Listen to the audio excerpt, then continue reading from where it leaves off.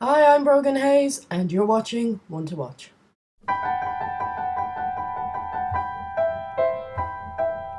This week is sort of an odd week in Irish cinemas. We've got the first big summer blockbuster released, and really not much else. We have In Secret, starring Elizabeth Olsen and Oscar Isaac. We have A Touch of Sin, and another Oscar Isaac film, The Two Faces of January, as well as the aforementioned summer blockbuster, which is Godzilla.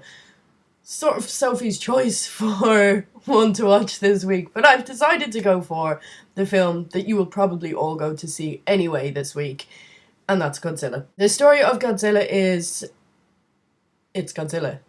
But if you want more detail than that, 15 years after a suspected earthquake destroyed the nuclear plant in Japan where Aaron Taylor Johnson's parents work, played by Bryan Cranston and Juliette Binoche, Ford, played by Aaron Taylor Johnson, is a US Marine who is called back to Japan to bail his father, Bryan Cranston, out of prison for trespassing in the quarantine zone. While they're there, Ford's father convinces him to go back into the quarantine zone because he can prove, or thinks he can prove, that the earthquake that killed Ford's mother was not actually an earthquake, but was something much bigger and much more terrifying. Cut to monsters wrecking up the place. Cut to Godzilla crawling out of the depths of the ocean to fulfill his purpose and restore balance by destroying the other monsters who have risen to destroy everything.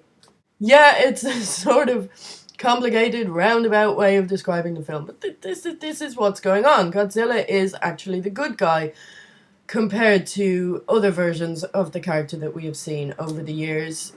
He is a natural force who is brought out of what seems to be hibernation to restore the natural order and get rid of the destructive monsters who are going to threaten humanity and wipe us all out. And good for Godzilla, he's the good guy. Yay!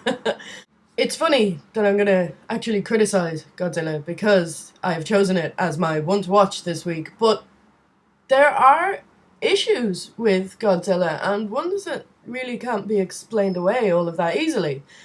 Like many creature features and monster movies that we've seen over the years, the human beings are the focus of the story. It is their story that we're watching, and their story just happens to be one with Godzilla in it, like Jurassic Park. We're watching the story of these people going around a theme park that is yet to be opened, and there just happens to be dinosaurs on the loose. This is what we're dealing with here. The trouble is that these characters are drawn actually rather thin. So while we know that Ford, played by Aaron Taylor Johnson, is a young Marine with a young family and he just wants to get home and save his wife, and he hasn't seen her in ages because he was away on a tour of duty, we don't know any more than that about him, and we're never really told any more than that about him. We know he's skilled in a very specific area that he was trained in the Marines, but other than that, we have absolutely no idea who this person is. The same goes for Elizabeth Olsen, who I absolutely love, and it's great to see her turning up in a blockbuster and getting these bigger, sort of more mainstreamy roles. But again, we don't know who she is, other than being a nurse and a mother and scared of the big monsters who are coming to wreck up the place. We actually don't know anything else about her, and it's really their story that the whole film hinges on. And when you don't know much about a character and they're sort of drawn pretty thin, you kind of think, why do I care? And where's Godzilla? My other issue with the film is the CG for all of that isn't actually really that good. And like Pacific Rim last year, mostly, it seems, the fights take place at night.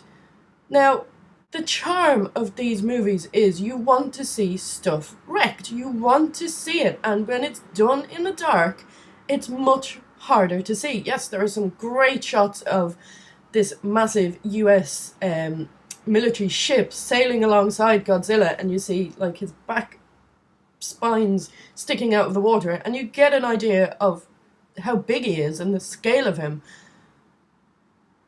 But then the rest of the time we see him, it's almost always at night, which sort of gets a little bit dull after a while. Just to counteract that point, there are some great shots in Hawaii Airport at dusk, I guess, with the other monsters, and you can see the detail, you can see the work that's gone into these shots, but this is really diminished when you look at the scenes that take place at night. On the positive side, there are some amazing shots, like the halo jump that's actually in the trailer, but it's really good to see that in IMAX, and it's a really beautiful shot, and it really does ramp up the tension for that little bit. And you know, tension ebbs and flows throughout the film. The fact that we don't see Godzilla really until the end of the film, we see bits of him, we see his back and we see his tail, but we never really see him in his full glory until the end of the film. So that's actually a nice way of building up tension. It's a nice nod back to the old Toho studio films as well, and it's a great way to, you know, keep audiences interested, because you're going, well, where's Godzilla? I want to see him. As well as that, the set pieces are huge. They are huge. I mean, whole cities are just getting wrecked up in one of Godzilla's footprints, and they're loud. I mean, the sound is incredible, but a good soundscape does not a good film make, sadly. Out of 10, I would give Godzilla 6, 7. It's not dreadful, but it's certainly not anything that we haven't seen before, and it does feel a little bit derivative and a little bit sort of wooden at times. Sorry Godzilla, sorry.